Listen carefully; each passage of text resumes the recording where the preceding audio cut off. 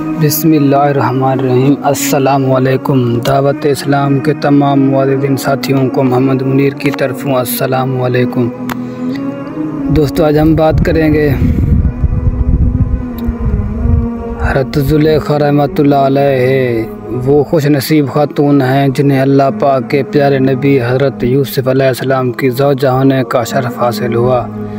آپ کا نام رائیل ہے مگر عوام میں آپ اپنے لقب زلیخا سے زیادہ مشہور ہیں۔ تو حضرت زلیخا رحمۃ اللہ علیہ ایک مغربی بادشاہ تیموس کی انتہائی خوبصورت شہزادی تھی۔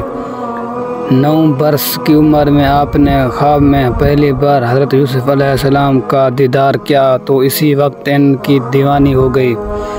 پھر دوسرے سال خواب دیکھا تو حالات مزید خراب ہو گئی، یہاں تک کہ تیسرے سال خواب میں جب یہ معلوم ہوا کہ آپ علیہ السلام شاہ مصر ہیں تو انہوں نے یہ سمجھتے ہوئے کہ چونکہ شاہ مصر حضرت یوسف علیہ السلام ہیں لہذا شاہ مصر سے شادی کر لی، لہذا حقیقت معلوم ہونے پر بے ہوش ہو گئے۔ پھر آپ کو ہاتف غیبی سے آواز آئی کہ جس ہستی کی آپ تمنا رکھتی ہیں اس کے شاہ مصر بننے تک صبر و استقامت کا دامن تھامے رکھیں۔ مگر آپ چونکہ حضرت یوسف علیہ السلام کی حقیقت سے بخوبی آگاہ تھی نہ ابھی تک ایمان لائی تھی، اس لیے جب حضرت یوسف علیہ السلام کو دیکھا تو صبر نہ کر سکیں، جس کی وجہ سے آپ کو کئی تکلیف کا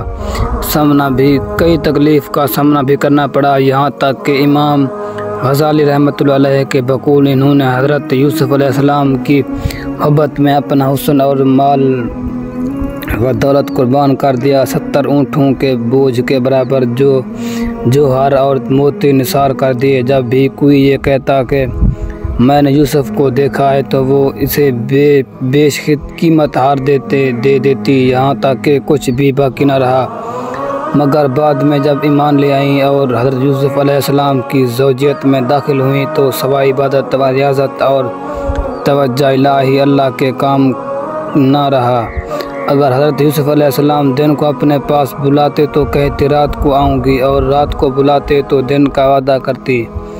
آخر حضرت یوسف علیہ السلام نے جب پوچھا کہ اب تم میری محبت میں دیوانی تھی تو عرض کرنے لگی، یہ اس وقت کی بات ہے کہ جب میں محبت کی حقیقت سے واقف نہ تھی، اب چونکہ مجھے حقیقت معلوم ہو چکی ہے اس لیے اب میری محبت میں آپ کی شرکت بھی گوار نہیں۔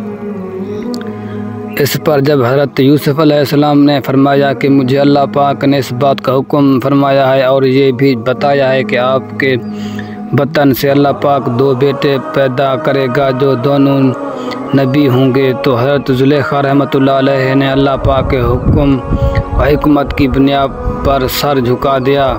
یاد رہے حضرت زلیخا رحمۃ اللہ علیہ کی توبہ کا اعلان قرآن کریم میں کیا گیا ہے، کیونکہ انہوں نے اپنے قصور کا اعتراف کر لیا تھا اور قصور کا اقرار توبہ ہی ہے، لہذا حضرت زلیخا کو برے لفظوں سے یاد کرنا حرام ہے، کیونکہ وہ حضرت یوسف علیہ السلام کی صحابیہ اور ان کی مقدس بیوی تھی۔ اللہ پاک نے بھی ان کے قصوروں کا ذکر فرما کر ان پر غضب ظاہر نہ فرمایا، کیونکہ وہ توبہ کر چکی تھیں اور توبہ کرنے والا گناہ گار بالکل بے گناہ کی طرح ہوتا ہے۔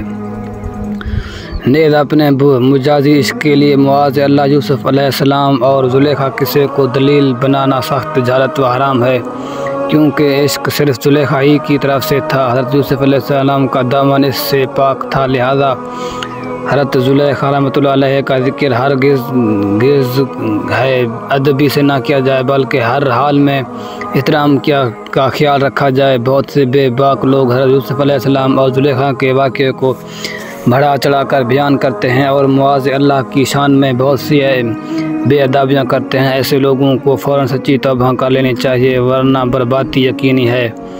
وآخر دعوانا ان الحمد للہ رب العالمین۔ تو دوستو یہ تھی آج کی ہماری ویڈیو۔ تو دوستو ایسی بہترین واقعہ سننے کے لیے میرے یوٹیوب چینل کو سبسکرائب کریں، بیل آئکن کو بھی دبا دیں تاکہ ہماری ہر نئی ویڈیو آپ تک پہنچ سکے۔